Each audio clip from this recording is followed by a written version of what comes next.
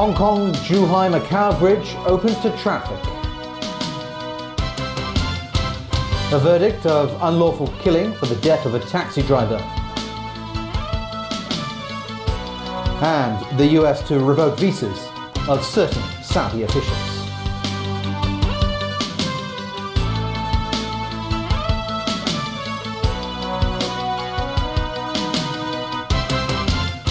Hello, good evening. The Hong Kong-Zhuhai-Macau Bridge opened to traffic at 9 o'clock this morning amid excitement to be the first users of the world's longest bridge-cum-tunnel sea crossing. Some travellers also had their fair share of frustration. Pinky Wong tells us why. The bus may not be new, the route is. Dozens packed this cross-boundary bus from Kwun Tong to Macau via the mega bridge. The scenery along the way kept them busy, but not for long. As much as this woman enjoyed the view, she wants to take the ferry next time. That's because the bus took 2.5 hours to reach Macau, 90 minutes longer than by sea. Even on a direct bus, passengers had to get off to go through immigration at the boundary crossing. After that, they had to reboard their bus. Some found it confusing and time-consuming to locate their bus and wait until everyone is back on board. Then quarrels over seat arrangements. The Hong Kong-Zhuhai-Macau Bridge spans 55 kilometers and promises to drastically reduce travel times between the three cities. This mom had high hopes for a family trip to Zhuhai. Fantastic. This is a great project, engineering project. We want to just be among the first to see it. Yet, coach drivers had difficulties finding their way to the passenger clearance building at Zhuhai Port. Once inside though, immigration is rather straightforward. With 20 automatic clearance gates and 6 counters, passengers cross the border in a couple of minutes. Also, a smooth journey for some of those who use the Macau port. This Brazilian couple was on a holiday in the enclave when they found out about the bridge and decided to try out the new shuttle buses to Hong Kong. Amazing experience. Just you see on the window, just see the ocean. It's very nice. Fast, don't have queues. It's easy. Near the departure hall, there are ambassadors here dressed in blue t-shirts to assist travelers in need. But from what we can see this morning, there are quite a few police officers too. There are at least 5 of them patrolling outside this part of the area. Pinky Wong, TVB News. The Hong Kong-Zhuhai-Macau Bridge entered service today, but usage appeared to be far from heavy. Up until 3 p.m, only 868 vehicles were recorded using the bridge. As Kena Chiu reports, a government official says traffic flow on the bridge will take time to build. The governments of Hong Kong, Zhuhai and Macau have issued 400 round-trip bus service quotas to use the bridge. This means there could be a maximum of 800 bus trips across the bridge per day. Even so, some bus companies are providing limited service on the first day. One company said its service is running at 70% today with 280 bus trips across the bridge. Another company is only offering 6 bus trips on the first day. Its operator promised to provide normal service tomorrow, which is a total of 38 bus trips. Here's a government official's explanation for the bridge's lack of a heavy usage on the first day. The capacity of handling is going to increase in the years to come, because as we can see, there are roughly about 100, cross-boundary coaches from Hong Kong to the mainland, and also I was given to understand that some 30,000 tourists will be coming over from the mainland to Hong Kong. Most of the vehicles using the bridge today are cross-boundary shuttle buses and coaches for tour groups. After going through immigration and customs clearance procedures, travelers can take cross-boundary shuttle buses to either Macau or Zhuhai for $65. The buses come at 5-minute intervals during the busy hours. The lack of travelers meant that roads and highways leading to Hong Kong Port were free from congestions. Traffic around the airport was also clear, with limited travelers waiting for buses to the bridge. Some bus companies are now offering discounts to attract more travelers. For example, fares for this bus route are now $1.50 less, so passengers only need to pay $6 to get to the Hong Kong port from the airport. Kena Chiu, TVB News. Turning to other local news now, and the coroner's court ruled a taxi driver was killed unlawfully during a police arrest back in November of 2012. The 5 jurors came up with the unlawful killing verdict by a vote of 3-2. The driver's family left the courthouse afterwards. Back in November 2012, the 65-year-old cabbie had a dispute with a Japanese passenger outside a toll booth of the Western Harbour Tunnel. Police were called to the scene. After the driver refused to get into a police van, an officer put him in a headlock and another carried his legs and lifted him onto the van.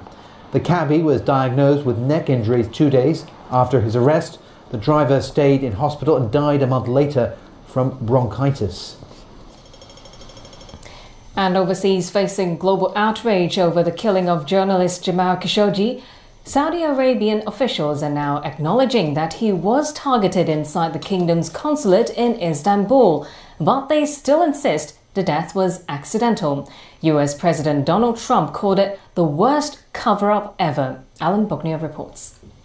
US President Donald Trump, who initially said he found the Saudi explanation credible, now calls the operation a fiasco. They had a very bad original concept. It was carried out poorly, and the cover-up was one of the worst in the history of cover-ups. Somebody really messed up, and they had the worst cover-up ever. Trump is still resisting calls to cut off arms sales to Saudi Arabia and has been reluctant to antagonize the kingdom's rulers. But U.S. Secretary of State Mike Pompeo says the administration is prepared to take some initial steps. We have identified at least some of the individuals responsible, including those in the intelligence services, the royal court, the foreign ministry, and other Saudi ministries who we suspect to have been involved in Mr. Khashoggi's death. We are taking appropriate actions, which include revoking visas, entering visa lookouts, and other measures. Meanwhile, Saudi King Salman received members of Khashoggi's family to offer his condolences. Also on hand was Saudi Crown Prince Mohammed bin Salman, on the right, greeting Khashoggi's son. Many believe the Crown Prince, as Saudi Arabia's de facto ruler, had to know about the consulate operation to confront his fierce critic. The prince also went ahead with a high-profile economic forum in Riyadh to boost investment in the kingdom. Dozens of business leaders from around the world decided not to attend. Alan Buckner, TVB News. Well, US President Donald Trump and his Russian counterpart Vladimir Putin plan to meet in Paris next month, according to officials. It will be their first encounter since a summit in Helsinki that unleashed a storm of criticism over how Trump handles relations with Russia and Putin. It looks like another meeting between Donald Trump and Russian President Vladimir Putin is on the cards. After a meeting between Putin and Trump's national security advisor John Bolton, officials on both sides said a preliminary agreement on a November 11th meeting in Paris had been reached. Both presidents plan to be in Paris for events to commemorate the centenary of the end of World War I. Speaking to reporters after seeing Putin, Bolton said the precise arrangements are being worked on. Putin and Trump have met several times on the sidelines of multilateral gatherings, but had their first bilateral summit in Helsinki in July. Bolton was also peppered with questions over whether he confronted Putin on allegations of Russian meddling in the 2016 US presidential elections. We discussed our continuing concern with the Russian meddling in elections and why it was particularly harmful to Russian-American relations without producing anything for them in return. But he insisted Trump would still have been elected with or without alleged Russian interference. The fact was that the outcome would have been exactly the same by all the evidence we have, and if there were evidence to the contrary, we would have heard it by now. And he was quizzed about the decision to pull the US out of a 1987 Nuclear Weapons Control Pact. Bolton said it not only reflected the fact that Russia had allegedly violated the terms of the treaty, but also reflected the reality of a multipolar world in which there were more than two nuclear powers. So there's a new strategic reality out there. This was a Cold War bilateral ballistic missile related treaty in a multipolar ballistic missile world. The US hasn't yet filed a formal notice of withdrawal from the pact, and Bolton stressed the threat isn't an American withdrawal, but rather a treaty that is outmoded, ignored and violated. Meanwhile, US Vice President Mike Pence says America's new dedicated Space Force will soon be a reality and ready for action. Pence insists the new force is necessary to protect the United States and its allies from its rivals and enemy states. From anti-satellite weapons and airborne lasers to highly threatening on-orbit activities and evasive hypersonic missiles, both China and Russia have been aggressively developing and deploying technologies that have transformed space into a warfighting domain. Since taking office, our administration has taken decisive action to strengthen American power and secure our vital national interests in space. There's confirmation tonight that a journalist freed from Syria is a Japanese freelance reporter kidnapped 3 years ago. Japanese Prime Minister Shinzo Abe told reporters in Tokyo that he was relieved by the news and thanked Turkish authorities for securing his release. Chief Cabinet Secretary Yoshihide Suga says Junpei Yasuda is now in Turkey. Yasuda was kidnapped in 2015 by Al-Qaeda's branch in Syria, known at the time as the Nusra Front, after his contact was lost in June that year. A war monitoring group says he was most recently held by a Syrian commander with the Turkestan Islamic Party. And still ahead tonight. Hong Kong and Beijing reach consensus on 8 cooperation areas. Free seasonal flu vaccination begins for eligible persons. And the European Commission asks Italy to revise its draft budget.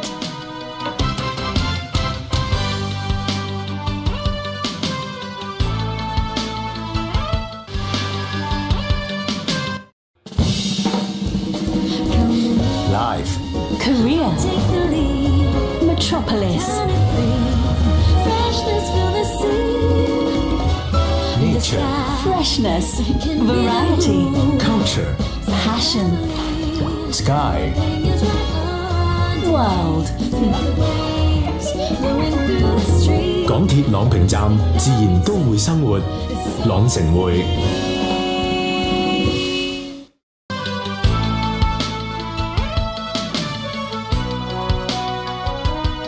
Welcome back to TVB News. Hong Kong and Beijing are to further strengthen ties following a meeting between leaders of both cities. Chief Executive Carrie Lam and Beijing Mayor Chen Jining reached consensus on 8 cooperation areas.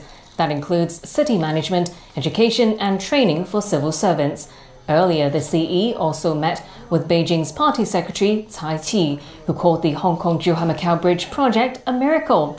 Carrie Lam will visit Hebei province tomorrow. Localist Andy Chan is appealing against the government's decision to outlaw his Hong Kong National Party. Today was the deadline for him to lodge an appeal. Chan requested in his appeal that Chief Executive Carrie Lam and 8 EXCO members should abstain from appearing at appeal hearings. He says it's because they have openly commented on the case in the past. Last month, authorities outlawed the group on grounds of national security. An expert team today slammed the MTRC for failing to fully assess structural safety at its extension projects. 16 recommendations were also in place to advise the railway giant on improving their management. Sharon Tang has details. Before handing out suggestions, the team, comprising 3 retired government officers, highlighted problems they have spotted earlier. With regards to the Hong Kong station, experts say they're not convinced that the load test can address structural safety and long-term durability. In a proposal submitted to authorities last week, the team says the MTRC obviously failed to meet the requirement of a holistic assessment. It also has major technical deficiencies and covered neither the north-south line platform slab nor the diaphragm walls. The MTRC released a statement saying it has already taken note of these comments and is working on enhancing the proposal. Lawmakers welcomed the experts' report. I think these are very serious problems, and these are well, I would say it's not simply reckless mistakes. So I urge the MTRC to respect this panel and to fully cooperate with this panel. Experts thus recommended the operator open up platform slabs and diaphragm structure to ascertain if the couplers used for connecting reinforcement bars were properly put together. Other suggestions called on authorities to arrange regular meetings with the MTRC and key stakeholders to help review the progress of relevant follow-up actions. Sharon Tang, TVB News.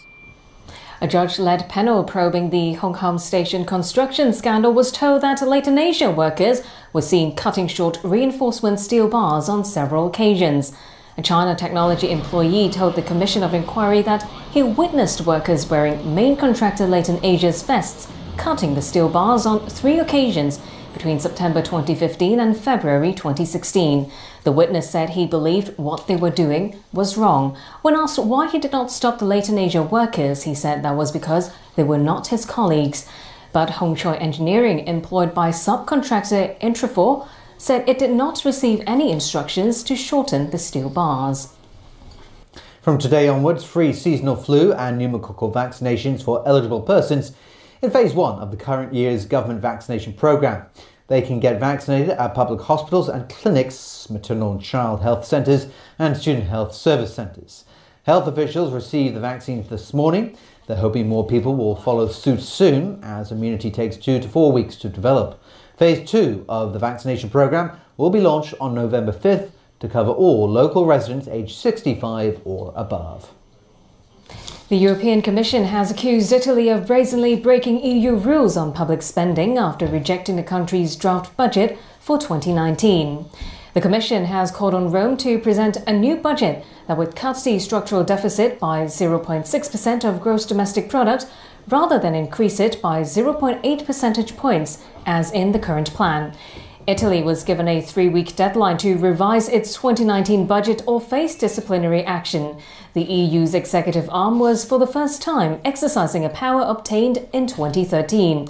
It allows authorities to send back a budget of a Eurozone country that violates the rulebook.